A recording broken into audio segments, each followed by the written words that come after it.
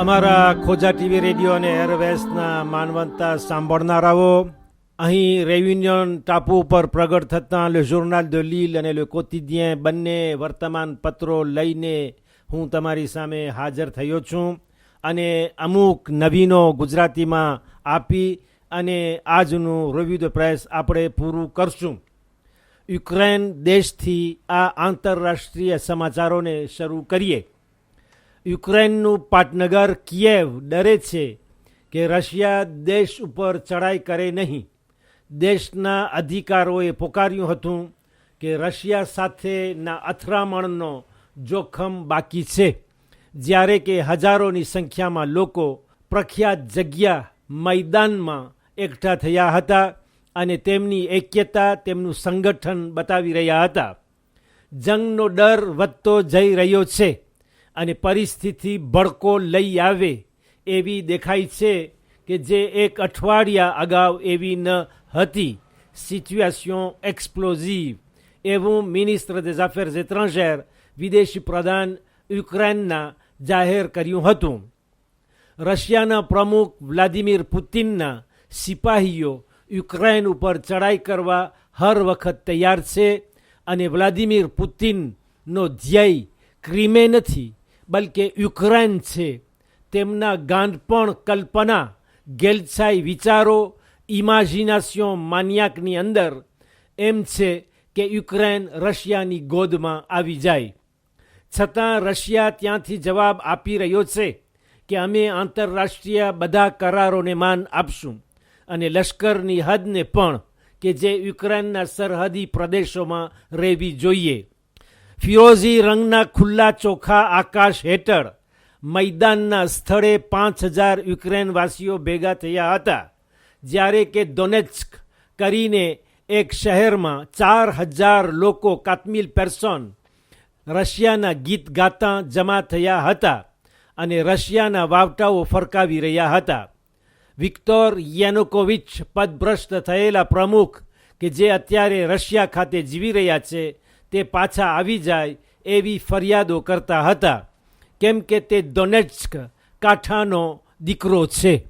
એ જ પ્રમાણે યુક્રેનના બીજા 2 શહેરોમાં પણ આવા વિરોધીઓ ઊભા થયા હતા, જ્યારે કે બીજી તરફ રશિયાના સિપાહીઓ સશસ્ત્ર ગાડીઓ, વેહિક્યુલ બ્લેન્ડે લઈને ક્રિમે ખાતે યુક્રેન લશ્કરના મથક ઉપર બાઝ યુક્રેનિયન ઉપર હુમલો કરતા રહે છે.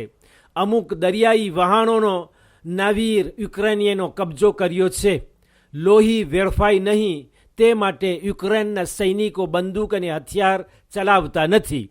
આલ્માઇન જર્મનનો મિનિસ્ટર des Affaires étrangères વિદેશી પ્રધાન અત્યારે કિયેવ ખાતે સફર કરી રહ્યા છે. તેમણે જણાવ્યું હતું કે રશિયા અત્યારે યુરોપના કટકા કરી રહ્યું છે. યુક્રેનથી હવે આપણે સિરિયા આવીએ.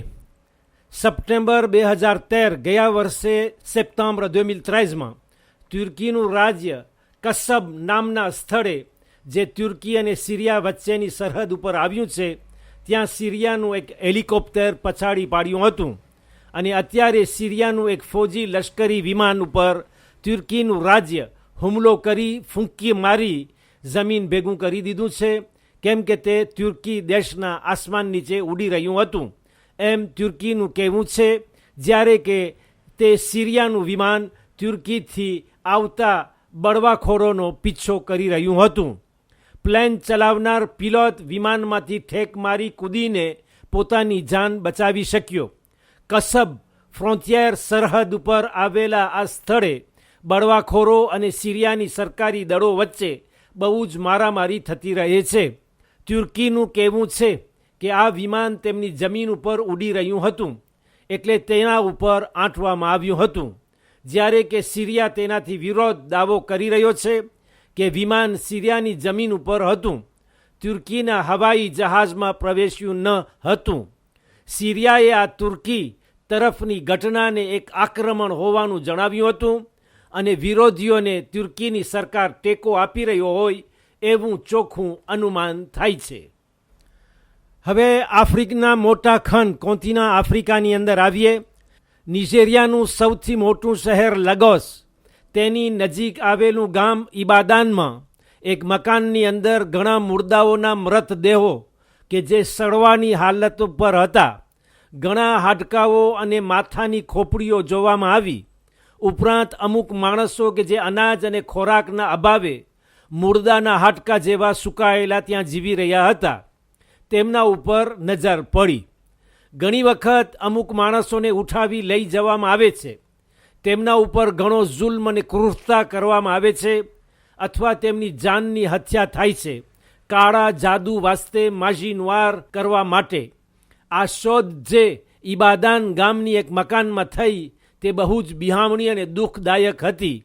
ઉપરાંત કહેવાય છે કે બોકો હરામની ઇસ્લામિસ્ટ ટુકડી એક બજારમાં બોમ્બ ધમાકા થકી 17 માણસોનું ખૂન કર્યું હતું. 17 મોર, ઘણા માણસોને જખમી કરી આપ્યા હતા, de nombreux blessés, જ્યારે કે બજાર માણસોથી ગીચોગીચ હતી. હવે આફ્રિકા છોડીને આપણે યુરોપ આવીએ અને વાતિકન શહેરમાં પગ મૂકીએ. આલ્માઇન જર્મન ખાતે ધ્વાનમાં વાતિકન તરફ જઈ રહેલી એક કોલીની અંદર 14 પ્રેઝર્વાટિવ, 14 ગર્ભ નિરોધક ટોપીની અંદર કોકાઈન જાતનો એક ગાંજો ભર્યો હતો, તે પકડવામાં આવી. આ જ પ્રમાણે જાન્વિયે મહિનામાં, જાન્યુઆરી માસમાં 340 ગ્રામ, 340 ગ્રામ કોકાઈન ગાંજો પકડવામાં આવ્યો હતો, જેની કિંમત 40,000 યુરો, 40,000 યુરો થતી હતી. આ ગાંજો અમેરિક દુ સુદ, દક્ષિણ સાઉથ અમેરિકાથી રવાના થયું હતું.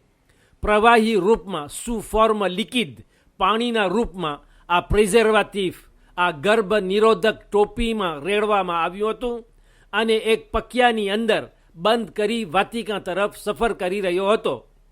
જર્મની સરકાર આ પકીઓ વાતિકન મોકલી આપ્યો. કદાચ તેનો માલિક લેવા આવે, પણ કોઈ માણસ જાહેર થયો નહીં. અત્યારે પોલીસ તપાસ અને પૂછપરછ કરી રહી છે. યુરોપના સૌથી પહેલા પ્રમુખ અને રાજનેતા હતા ફ્રાન્સવા હોલાન્ડ, ફ્રાન્સ દેશના રાષ્ટ્રપતિ કે જેમનો ગયા એપ્રિલ 2013માં, ગયા વર્ષે 2013ની સાલમાં એપ્રિલ માસમાં ચાઇના ખાતે ચાઇનાના પ્રમુખ ઝી જિનપિંગ વતી માનભર્યો આવકાર થયો હતો. ચાઇનાના પ્રમુખ ક્સી જિનપિંગ અત્યારે યુરોપ ખાતે તેમની પહેલી સફર કરી રહ્યા છે, તો ફ્રાન્સના રાષ્ટ્રપતિ ફ્રાન્સવા હોલાન્ડ તેમનો એ જ પ્રમાણે માનપૂર્વક આવકાર કરશે. બુધવારના રાજમહેલ એલિઝેમાં આવકાર રહેશે અને ગુરુવારના વેર્સાઈ ખાતે. આજ મંગળવારના ફ્રાન્સના મિનિસ્ટર des Affaires étrangères, વિદેશી પ્રધાન લોરન ફાબ્યુસ સાથે લિયોનથી તેમની સરકારી રાજ્ય સફર વિઝિટ ઓફિશિયલ ચાલુ કરશે અને શુક્રવારના તેઓ રૂઆન નામના ગામે જશે. 27 જાન્યુઆરી 1964માં, 27 જાન્યુઆરી 1964માં, જ્યારે બરાબર ઘેર ફ્રોદ કોલ્ડ વોર, ઠંડુ યુદ્ધ જામ્યું હતું, તે વખતે ફ્રાન્સના તે સમયના રાષ્ટ્રપતિ જેનેરાલ de Gaulle પશ્ચિમી દેશોમાંથી સૌથી પહેલા રાજનેતા હતા કે જે કોમ્યુનિસ્ટ ચાઇનાને અપનાવ્યો. બંને દેશોના તે કરારોને આજ 50 વર્ષ પૂરા થઈ રહ્યા છે. 50 ans. તેમની સફર આ 50મી વર્ષગાંઠ 50th એનિવર્સરીની યાદમાં થઈ રહી છે. લિયોન રેશમનું પાટનગર છે, કેપિટલ de la soie, અને ચાઇનાથી આવતા વિદ્યાર્થીઓ એસ્ટુડિયન્ટને સંભાળતું હતું. આ શહેરનું ચાઇના સાથે અગાઉથી જૂના સંબંધો છે. ચાઇનાનું મોટું દેશ બીજું વૈશ્વિક અર્થતંત્ર, દુઝિયમ ઇકોનોમી મોન્ડિયલ છે અને ફ્રાન્સમાં તેનું ઝી જિનપિંગનું બહુમાન કરવામાં આવશે. ઘણા પ્રસંગો તેના માનમાં યોજવામાં આવશે. ડેફિસિટ બિલાટેરલ, દ્વિપક્ષીય ખોટ, બંને દેશો ફ્રાન્સ અને ચાઇના વચ્ચેના વેપારમાં 26 મિલિયન યુરો, 26 મિલિયન યુરોની ખોટ છે. હજી ફ્રાન્સને ઘણો રસ્તો કાપવાનો બાકી છે અને આ સફરનો લાભ ઉપાડી ઘણા વેપારી કરારો ઉપર સહી કરવાની છે કે જેથી આ વેપારી સંબંધોને જોશ મળે. રાજકીય બાબતોની ચર્ચા પણ મુલાકાત વેળા રહેશે. ઈરાન સિરિયાને ભૂલશે નહીં. ઉપરાંત કોરે દુ નોર, આફ્રિક અને છેવટ યુક્રેન.